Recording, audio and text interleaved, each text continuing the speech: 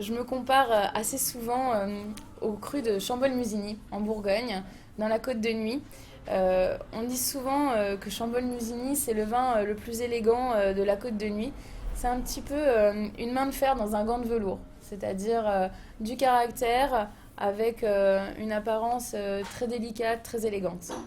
Ma passion pour la sommellerie et le vin a démarré chez moi assez jeune, puisque étant d'une famille d'hôteliers restaurateurs, j'ai eu la chance de faire mes premières dégustations à 14 ans. Moi, je suis bourguignonne. J'ai aussi décidé de me spécialiser dans cette voie parce qu'il y a assez peu de femmes dans ce métier. Une expérience des plus difficiles pour moi, ça a été au tout début, au 39,5.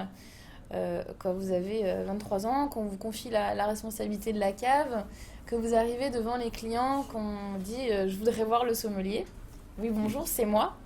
Et qu'on vous regarde, qu'on vous dit mais vous êtes une femme. Oui, mais vous êtes jeune. Oui. Et alors? Et alors? Ça, c'est parfois les préjugés de notre métier, surtout quand on est des femmes. C'est là le plus dur parce que les gens pensent que parce qu'on est une femme, on a 25 ans, on n'est pas compétente et on ne sait pas faire notre métier. Alors que c'est pas vrai du tout.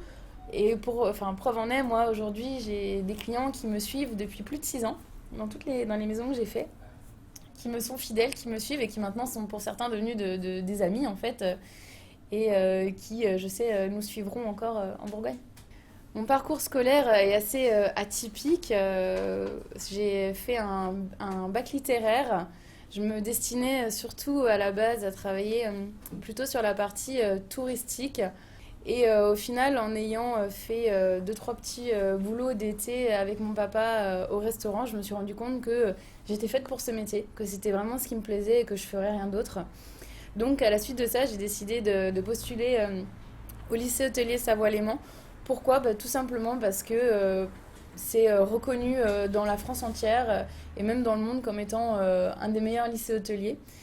Et donc j'ai fait une mise à niveau. On condense en un an ce que les autres font en trois en bac hôtellerie. Et ensuite un BTS en 2 ans avec une option art de la table et cuisine. Les principales qualités d'un bon sommelier, c'est avant tout être un bon dégustateur, hein, mais avoir une bonne mémoire surtout. Le nez a une mémoire et il faut travailler tous les jours pour se rappeler des odeurs, des goûts qu'on a pu sentir. Ça fait énormément appel aux souvenirs d'enfance aussi. Il faut être bon en géographie.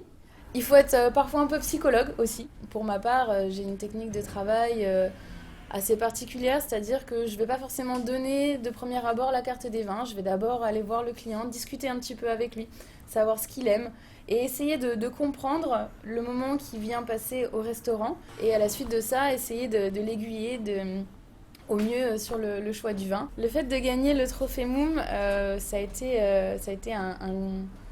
quelque chose d'assez incroyable pour moi. Je suis de nature assez timide et ça